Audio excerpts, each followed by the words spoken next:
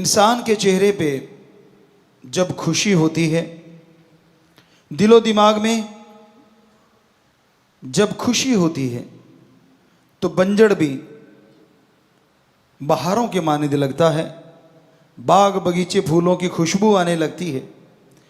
और जब आदमी गम में, दुख में, चिंता में डूब जाता है, तो बहारें भी पतझड़ बन जाती हैं। उस परमपिता परमात्मा से, ओम रामदाता से, सतगुरु से जब इंसान प्यार करता है, सच्चे दिल से, सच्ची भावना से, तो यकीन मानो उसकी पतझड़ जिंदगी में कभी आता ही नहीं। एक पौधा होता है, बहुत से बच्चे जानते होंगे, बुजुर्ग जानते होंगे, सदाबहार। उसमें फूल हमेशा रहते हैं, फूल जाते नहीं, इसलिए उसका नाम है सदाबहार। तो जो परम पिता परमात्मा सतगुरु के वचनों पे 100% पहरा देता है, ठोक के दृढ़ यकीन रखता है, ये दो ही बातें काफी हैं। दृढ़ यकीन, वचनों पे पहरा, और साथ में कहीं सेवा और सुमरण करता हो तो सोने पे सुहागा नहीं, सब कुछ ही डायमंड बन जाता है। जो भी बेशकीमती प्लेटिनम कह लो, वो बन जाता है। उनके अंदर कोई गम, दुख, दर्द, चिंता उनको नहीं सताती। संत फकीर ऐसे होते हैं जो सबके लिए जागते हैं, सबके लिए दुआएं करते हैं, ताकि हर मालिक औलाद खुश रहे, सुखी रहे। और जो संत पीर फकीर से जुड़ जाता है, अगर वह वचनों को मानता रहे, अपनी ईगो, अपने अहंकार को एक साइड में रख के वचनों पे माने, वचनों को मानता हुआ उस पे चले, तो यकीन मानो उसकी जिंदगी में वो सदाबहार वाली बात बनी रहती है। सुख दुख की तमीज नहीं रहती उन लोगों को जो सच्चे दिल से अपने सतगुरु मौला के वचनों को फॉलो करते हैं या मानते हैं। गुरु को मानना एक अलग बात है, गुरु की मानना और गुरु को मानना, ये दोनों सबसे बड़ी बातें होती हैं। गुरु कभी भी अपने लिए पर्सनल कुछ करने को नहीं कहता, बल्कि वो तो सबके बोझ उठा के सबको मुस्कुराने की वजह देता है, सबको खुश करने के लिए हर वचन कहता है, हर किसी की जिंदगी से दुख, दर्द, चिंता, परेशानियां मिट जाएं, इस तरह की बातें समझाता रहता है। किसी का भी दिल दुखे, संत कभी भी कल्पना नहीं कर सकते। और बात चली थी प्रसन्नता, खुशी की। आज बड़े बड़े महानगरों में क्लब खुले हैं, यहाँ पे 5-7 लोग सामने खड़े हो जाते हैं तो हा हा ही हू शुरू हो जाता है। वो सामने खड़े होके ऐसी एक्टिंग करते हैं, थोड़ा अजीब अजीब, तो सामने वाले हंसते हैं और बदले में पैसे लिए जाते हैं। क्लब खुले हुए हैं, उसमें रजिस्ट्रेशन होता है। पर जो राम नाम से जुड़े होते हैं उन्हें चिंता नहीं करनी चाहिए। हालांकि जब हम अंदरूनी निगाह से देखते हैं, बहुत चिंता में रहते हैं लोग। पहले हमने एक भजन बोला था, एंजॉय, तो हमें नहीं लगता हमने कोई कसर छोड़ी उसमें, कि हमने आपको बताया कि कुछ भी हो रहा है, कैसे भी हो रहा है, आप टेंशन ना लिया करो, चिंता ना किया करो, क्योंकि चिंता जीते जी जलाने वाली चिता होती है। चिता एक बार जलती है, कहते हैं ना, हड्डियां लकड़ियों की तरह जल जाती हैं, और मांस जो है, और वो जिस तरह से कोई कोयले जलते हैं उस तरह से, और सिर के बाल जैसे कोई कोयले को बाद में जलाया जाए इस तरह से पल में राख हो जाते हैं।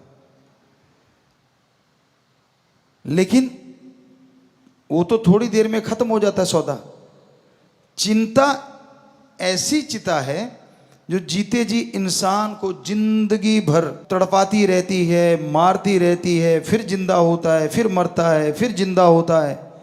पता नहीं जीवन में कितनी बार मरता है, कितनी बार जिंदा होता है। जो भक्त होते हैं ना, उनके अंदर ईगो नहीं होती।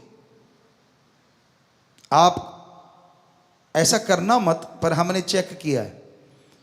गांव में अगर बैठे और कहने लगे जी वहां नाम चर्चा हुई, वो कुछ लोग और थे, बहुत पहले की बात है, मे बी 80 की बात हो, 80 की, 1980 की। कहने लगे सच्चा सौदा से आए हैं और ये वो, तो हालांकि वो गुमराह हुए थे, लेकिन गांव में लोगों को पता नहीं था इस चीज़ का।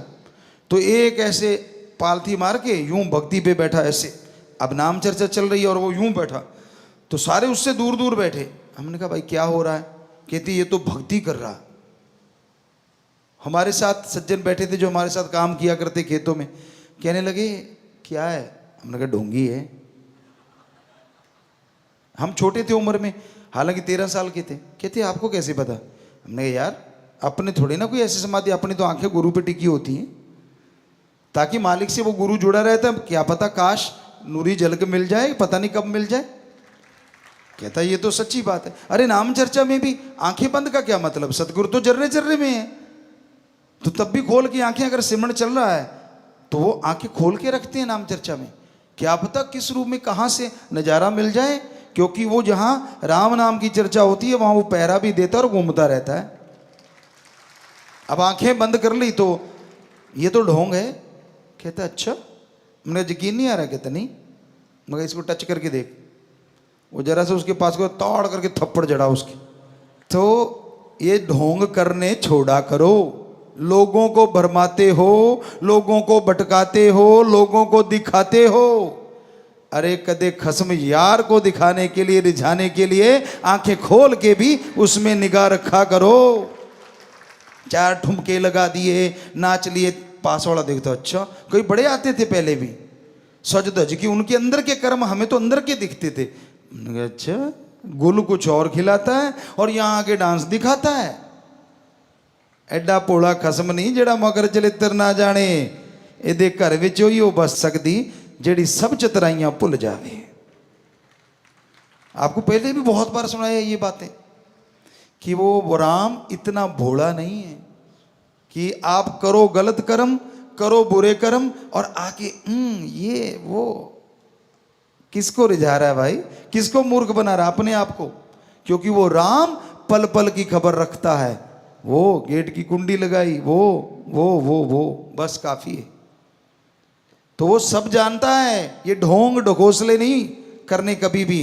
समाधि में आदमी जब बैठता है एकांत होना चाहिए, अंधकार कमरे में होना चाहिए। सबसे नंबर 1 होता है वो तरीका। और कोई देखे ना। कोशिश करो जब समाधि में जाने की, अगर आपकी इच्छा है, क्योंकि अंधेरा होगा तो आंखें भी अट्रैक्ट नहीं होंगी। लाइट से आंखों में, आंखें बंद करके देख लो आप दिन में, तो आंखों में एक लाइट रहेगी। अंधकार में वो बिल्कुल बंद हो जाती, तो आंखें भी आपको किसी और तरफ नहीं लेके जाती। अंधकार कमरे में बंद है, थोड़ा अंधेरा, ज़्यादा अंधकार से डरते हो, डिम लाइट। कोई भी नीचे आजकल तो 100 चीज़ें चलती हैं, फुट लाइट बोलते हैं, वो चलती रहे। आप आराम से बैठ जाओ और ध्यान जहाँ जमा के, वो होती है समाधि। और ये होता है पाखंड, जो लोगों के बीच में बैठ के यूं दिखाना मैं भक्त हूं, ताकि वो देखता है, उसको पता होता है मुझे लोग चेक कर रहे हैं। ना रे भाई ना, सच्चे सौदे में ये नहीं सिखाया जाता। तो ये अहंकार की जड़ होती है। ये मान बढ़ावे के भूखे होते हैं। बेप्रवाह मस्ताना जी महाराज की बात ख्याल में आ गई। श्रावण शाह साईं जी जब गुफा से तेरावास से निकलते थे तो वो साईं जी अपने पाँव में घुंघरू बांध लेते बड़े बड़े, और जैसे श्रावण शाह जी बाहर निकले तो वो डांस करना शुरू कर देते। मेरा मक्खन मलाई, मेरा दाता रहबर, मेरा सतगुरु मौला, जितने भी उनके शब्द थे वो अपने आप में अलग ही थे। अब वहाँ गड़बड़ हो जाती, क्योंकि अलग अलग परंपरा होती है। ब्यास जी में ये परंपरा है कि वहाँ साध संगत जाती है तो समाधि रूप में बैठती है। लेकिन वहाँ अब मान लो सारे आदमी ऐसे बैठे हैं और वहाँ मस्ताना जी महाराज नाच रहे हैं, वहाँ तो कोई नाचता नहीं था। तो जैसे ही श्रावण शाह जी आते कहते वाह भाई वाह, वाह भाई वाह, वाह भाई वाह। वो दूसरों ने देखा यार ये तो सारी वाह भाई तो यही लूट जाता है, हम तो बैठे ही रह गए। वो दो चार ने और घुंघरू बांध लिए आए, और जैसे श्रावण शाह जी महाराज बाहर आए तो नाचने लगे। और मस्ताना जी का तो रूटीन था, वो आगे आके नाचने लगे। वो तो जहाँ रोज रहते थे वहीं से नाच रहे थे। वही जो आपको बोला था आंखें होनी चाहिए यार पे चाहे पीछे बैठे। तो वो नाच रहे हैं अपनी मस्ती में आगे, और अब वो बोले जा रहे हैं जो भी बोले जा रहे हैं, धन मेरा निरंकार, धन मेरे श्रावण शाह, धन मेरे दाता रहबर, धन मेरा सतगुरु मौला। अब वो जो दूसरे थे वो भी नाचने लगे। उन्होंने सोचा हम आगे हो जाते हैं, तो वो ज़्यादा ही आगे होने लगे। तो श्रावण शाह जी दाता रहबर ने बोला मस्ताना तो एक ही है, बाकी तो डुप्लीकेट्स होता है। बुरा ना मनाना भाई, किसी ने वो सुन ना रहा हो उनका कोई परिवारजन। तो कई बार ऐसा होता है, तो ये ड्रामे नहीं, वो मस्ती जब आती है ना वो अंदर से आती है। कईयों ने हमारी सत्संग में ये बात सुन ली पहले, वो बिना साज के बिना वजह ही नाचते रहे, कहते भी हमें भी देखो। मैंने कहा यार तू जाने दे, क्योंकि उन्होंने लगा कि भाई हम भी थोड़ा सा वैसे नकल करें। ये नकल या अकल का काम नहीं है, ये जिसको मस्ती देता है ना उसकी फिर जरूरत नहीं पड़ती दिखावे की, वो बैठे बैठे भी मस्ती लूटते रहते। और नाचना कोई गलत नहीं, क्योंकि अपने तो मस्ती का सौदा है, सच्चा सौदा मस्ती का सौदा। या तो मस्ती मनाई जाती है, और सच्ची मस्ती। ये नहीं कि मुझे कौन कौन देख रहा है, ये नहीं कि मैं ऐसा करूंगा तो मुझे कौन देखेगा, वो तो गया, उसके अंदर की खुशियां नहीं मिलती। जो सच्चे दिल से सच्ची भावना से मस्ती चाहते, पीस ऑफ माइंड चाहते हैं, तो वो आप राम नाम में बैठो, उसकी भक्ति में बैठो, मानवता का भला करो, तो यकीन मानो अंदर बाहर आपके चेहरे पे भी और अंदरूनी तौर पे भी मस्ती का नजारा जरूर नजर आएगा। बहुत लोग हमें यहां वहां पूछते हैं गुरुजी आपके चेहरे पे सिकिन क्यों नहीं आती। हमने कहा हमारा यार दोनों जहां का मालिक है और वो जानता है, इसलिए वो सिकिन नहीं आने देता किसी भी स्थिति में, इसलिए सिकिन नहीं आती। वरना ये शरीर तो वही है जो सबका है, इंसानी शरीर है, पर दृढ़ यकीन है अपने सतगुरु शाह सतनाम शाह मस्तान दाता रहबर पे, था है हमेशा रहेगा। हमें किसी को वो चिट देने की जरूरत नहीं है। वहीं पे फिर आते हैं कि जब आप सत्संग में बैठते हो, राम नाम में आके बैठते हो, तब ये ध्यान रखा करो कहीं आप दिखावा तो नहीं कर रहे, कहीं ढोंग ढकोसला तो नहीं कर रहे। कोई सेवादार लगे आपको, ये तो बड़ा वो है, ये तो बड़ा आगे बैठता है, ये तो पीछे बैठता है। क्या उसके लिए जिंदगी लगाई है आपने? क्या उसको देख के राम नाम से जुड़े हो? कहाँ है दिमाग आपका? कहाँ मन आप पे हावी हो जाता है? हमने तो अपने एक ही यार को देख के यारी लगाई थी, और वो शाह नाम शाह मस्तान।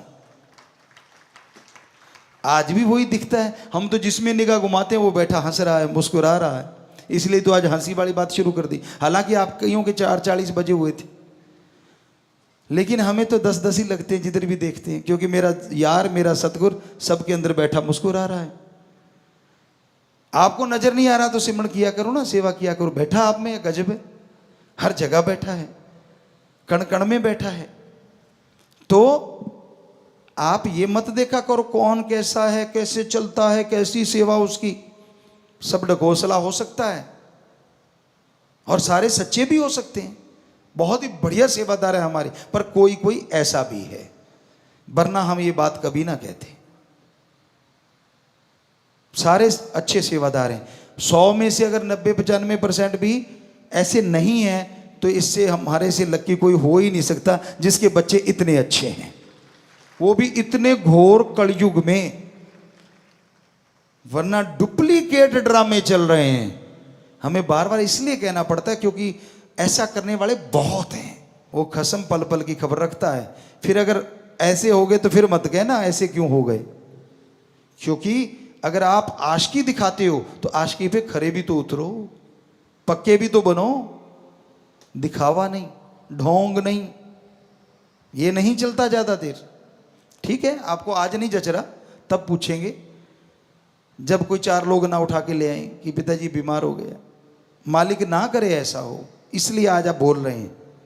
अच्छा है अब भी मन को समझा लो, अच्छा है अब भी अपने आप को बदलो, छोड़ दो दिखावा कुछ और, कर्म कुछ और, दिखने में कुछ और, बोलने में कुछ और अंदर कुछ और।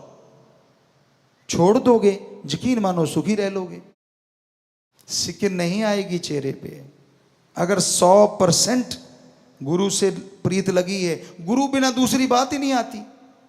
गुरु की निंदा सुनना तो दूर की बात, अगर चस्के लेके सुनते हो या ऐसे लोगों की सोबत करते हो तो फिर मुश्किल है चेहरे पे नूर रह पाना। इसलिए हाथ जोड़ के विनती है, बुरा ना मनाओ।